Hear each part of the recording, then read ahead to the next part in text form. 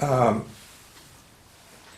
Tell me a couple of, I don't know, when we're out at the field and talking and something happens that makes you think of some certain incident that happened, and just sitting here trying to think of something to tell about it's really hard to conjure up a memory or a thought, but I'd like to hear maybe some of the interesting or humorous things happen when you were flying RC. I know there was one time a plane flew away.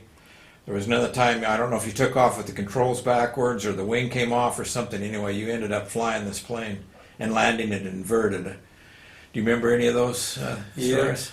stories? That landing was I was trying to think of the name of that airplane. I believe it was Sweek, Sweek. It was a swept wing, kind of rounded fuselage, pretty big airplane, and the fellow that had it was flying it at our club field there, and one of the aileron servos, when it just failed somehow in a full throw position, or pretty hard throw, can't be sure it was full throw, but it was hard over anyhow, and the airplane resultant was just rolling, not really fast, but with one aileron, but it was rolling. It wasn't a snap roll by any means, but it was just rolling along, and he just abandoned it right there, and I grabbed it and found out that just like we'd done rolls, I could hold altitude by down and up as it went around, just like the kids do today in this big airplane. Yeah, the IMAX stuff. IMAC flying. You can just roll. Once you get in sync, the elevator in sync with the roll, and that wasn't too hard because it wasn't rolling that fast. Big wing, so it didn't roll as fast. And so I figured out I could keep it in the air, and after I got that figured out, then I figured, well, just like you do rolling circles. Finally, you're rolling. This is inverted. Then when you roll past here, you go a little hard on that down and move the nose a little bit that way.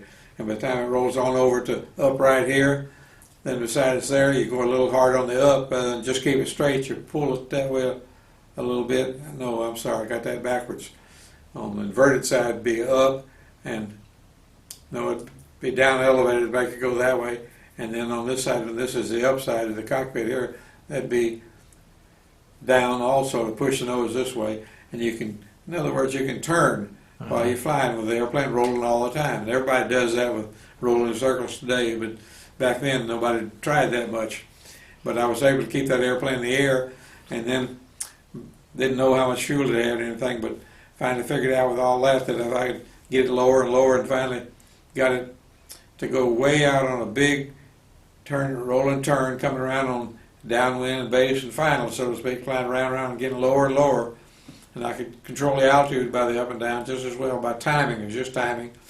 And as it gets slower, throttling back a little bit, the roll rate slowed down, so it got slower and slower as I got close to ground. We had a field that was up on the hill with a pretty good bank on both ends, so I was able to get down almost level with the runway before I got there, and it was rolling, so I got real close to the end and just waited till the roll came around, and I was hoping for the wheels to be down when I got right here, but the timing didn't work out that way. When I got right at the end of the runway, the wheels were on the top and on the bottom and just coming over, and so by the time I got right at the end of the runway and cut the power, by the time it came around, it was inverted and rolled and landed inverted.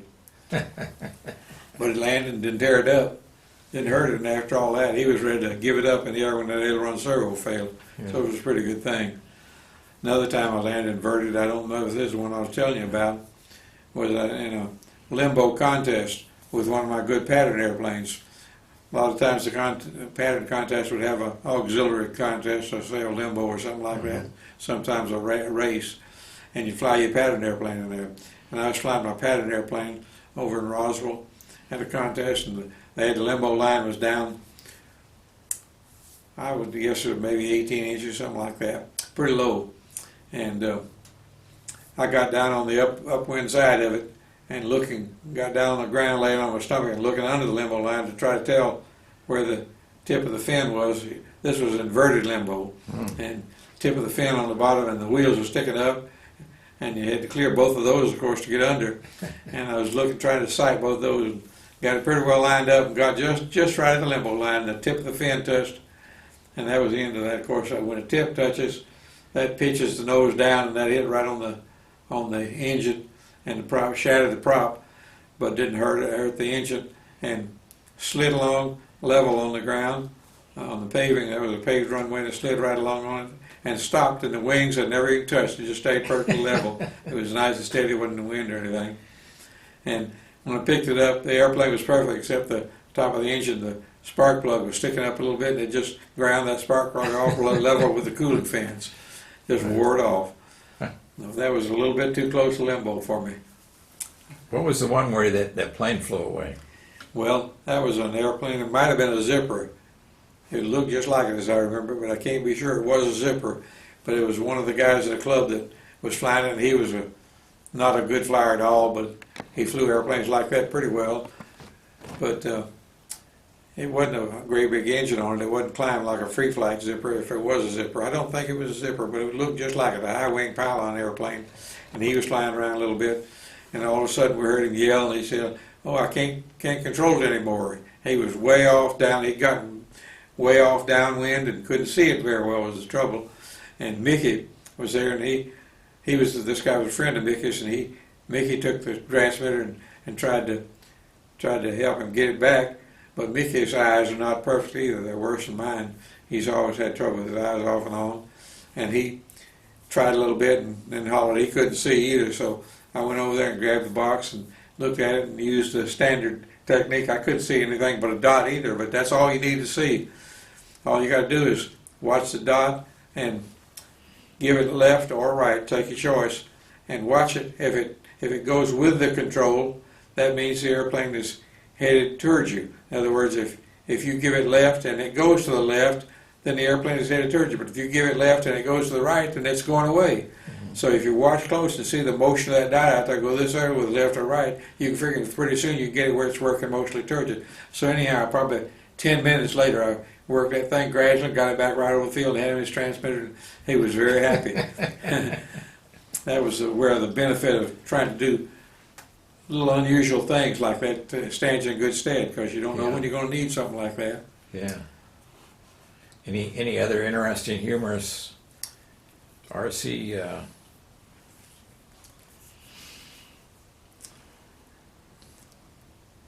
Were you ever like a pattern judge? And the person argued with you, or the other judges argued with you, or anything like that? I was judged many times. We all took turns in the club judging for our local contests, and I would judge when I go to contests off too. They'd always call and see if anybody would judge. So I judged a lot of times, but I don't recall anybody ever arguing about it one way or the other. Yeah. I certainly never did. That case I was talking about with Jim Whitley, I didn't argue with the judge that time. I wanted to, but I didn't feel like that was a good idea. Yeah. And wasn't really angry with him, but I just didn't like that. That's not the way to win the contest. Right.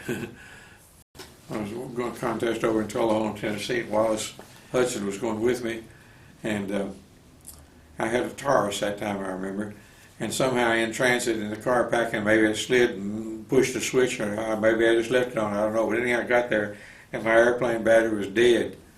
And so you go into the contest and you sign up and get in line, and then they figure a flight schedule. And so I've got my flight schedule for the contest for the first round. Usually fly four rounds in a day contest, 2 in the morning, 2 in the afternoon. Got my schedule of names for the round one, and I figured out about an hour and a half to my time to fly. So I grabbed the airplane and took the car and left Wallace there to watch everything and keep up with everything, and tearing off down the road to find the first place. I was going to go to somebody's house but didn't see one. Finally found the filling station that had an electric plug, and plugged my charger in and put the airplane on charge and left it on there till I thought it was about my time, and grabbed it again and took off and flew. And I got all 4 rounds in that day. Had to run between rounds, go charge and run back and fly. And I was running out of breath the whole time, but I made the flights. I don't think I won anything that day. I was too worried about it all. But that was obviously before the days of quick chargers. Yeah. District chargers. Yeah, I never heard of that in those days. Yeah. That's right. And let's see if I can think of anything else in RC. How many RC pilots do you think you've trained? Gosh, I have no idea. I've helped a whole lot of people, but I don't know if it amounted to so many. Probably a couple of hundred at the outside. Tell me a little bit about when you worked for Lanier. How did that come about, and what did you do there? Well, when I had the model store in Marietta, a guy walked in one day and introduced himself as Lynn Purdy, and he was selling what today we call servos. He called it an ouncer because it weighed an ounce. And that was pretty heavy for the airplanes that had those. And it was about 4 inches long and about an inch wide, and it was a little square box kind of that length, and it had gears and everything in it, and electrical contacts, and had a shaft output, and you could put a bar on it and hook up the rotor or something like that. And move So it was a linear servo. It was it had a rotary output. Yeah. Well, rotor. It turned like the It turned modern a shaft. ones? That's all it had. Then Okay. you had to make wheels and fit wheels to the shaft and Mhm. decide whether you wanted to do this way, this way, or that. People then would. One of the things that happened after that would take that linear rotary output and work it in with pieces and bars and things, work it into a linear output. Trying to think of the name of the servo. There was a servo that came out right along that time. It was called a servo, and they did that. They took a rotary output and made a linear slide Mhm. back and forth on top of the servo. So a lot of experiments in those days. But anyhow, Lynn was one of the first, and Lynn worked at Lockheed at that time. Lockheed had opened up there the plant in Marietta in '55, and he worked out there, and he was a big modeler, and decided he was going to make some money at it, and he did. Eventually, made first guy to make $1 million in the RC business, and so he came in with those things and wanted us to sell some for him, see if we could. So we stocked him and put him in there, and he'd come in occasionally, and we got to be pretty good friends talking.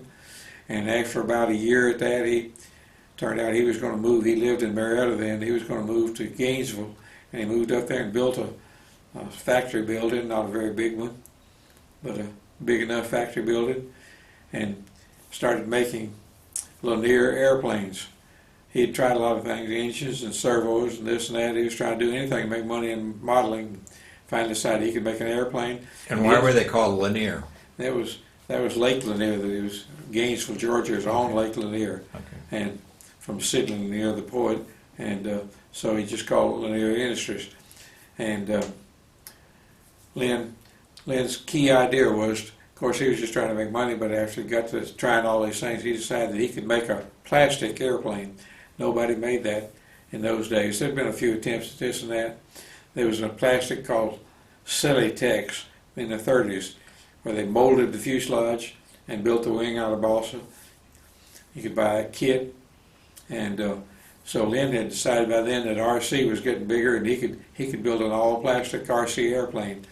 So he made one they called the Jubilee, the first one. He molded the top and half, bottom half of the fuselage on a suction mold, to a flat table with perforated holes in it and suction below it. Mhm. And he'd put a wooden block of a fuselage, the top half, lay it flat on there and put a plastic sheet over it and heat that sheet till it was pliable with some coil springs above to heat it, and it gets soft enough, and then turn on the suction that sucked down around the fuselage, and then the rest of the process later would be to take that sheet out and cut around where the mold curved out, like they cut around that, and then make a bottom half, and then he made wings by he paid, I believe, somebody $2,500 to make a aluminum mold of a wing, two halves put together, and could apply suction to it. No, he couldn't apply suction to that. Could apply air to it, blowing air into that. And he would then buy foam and beads, little beads, about a 1/16 of an inch diameter beads in a big bag. And he bought 50-pound bags of that stuff and stocked that. And he'd pour those beads into that mold and put the halves together and blow air in it to, I guess, stirred it around or something, puffed it up, and he would put the beads in there. He put a wood piece where the landing gear mount would be, just about 5-inch long piece of 1/2-inch hardwood, and he molded that piece in there by putting those halves together and heating that whole mold, and they would cure those beads and came into what we call a solid foam wing today. And he was one of the first to do that. And But it was skinned with plastic. the skin was covered then with something, changed as the years went on. That covering material changed, but that was just the core of the wing. Oh, okay. And it had the landing gear piece in it, and it had a double flat piece of plywood that was a spar. Had two pieces ran together about 1/8 inch apart. Then to put the wings together, you had another piece of plywood you stick in this half, fit that between those two, and then you stick the other half on there, and you had a spar crossing the joint. So his method was working. He worked out all these things a little at a time, detail by detail. He made his first airplane, that Jubilee, in the first year he was working at it, and he was setting up this factory to make all this stuff all the time. He had the idea and the plan going ahead, and he brought that first airplane down and let me and a bunch of other people fly it to see if we liked it. It flew okay. His wing was a symmetrical airfoil, absolutely symmetrical, and his tail was the same symmetrical, and the fin was molded. The stab was like the wing, was molded and covered. And the covering on the stab of the wing at first was what he called aero sheet. He patented that name, and he bought it at first, people who made plastic sheeting, but then he bought, after he'd been in his business about 5 years, he bought a $100,000 molding machine where he could pour the plastic particles in and heat them up, and any color he wanted, and mold as much of that sheet. He'd roll that sheet out of there by the yards and miles even. And when I came out here, I had one of my boxes I carried out here was a bunch of that different colored ones of those sheet. And so he molded, he cut those plastic, he bought the plastic, cut them, and would wrap it, he had rubber glue he used, spray on the molded foam wing, and he'd lay that on a sheet and had the sheet cut so it fit when he folded it, just folded over the leading edge, and he had a jig, wooden jig that jammed against and held that sheet just right on that wing, and just to make it, he'd put down the sheet and spray rubber cement on that, stick the foam on there and wrap that piece around, and he had another piece of wood in this jig that came around and clamped on it and let it sit there. As long as it took that rubber to dry, probably a day, I don't know. Good little while. So he was developing all these methods so he could work it out, make them cheaper and cheaper. His first airplane he made, he told me, I believe he said it cost him about $150 as he calculated the time, working time and parts and everything to make that airplane. So you got involved. How did you start working for him then?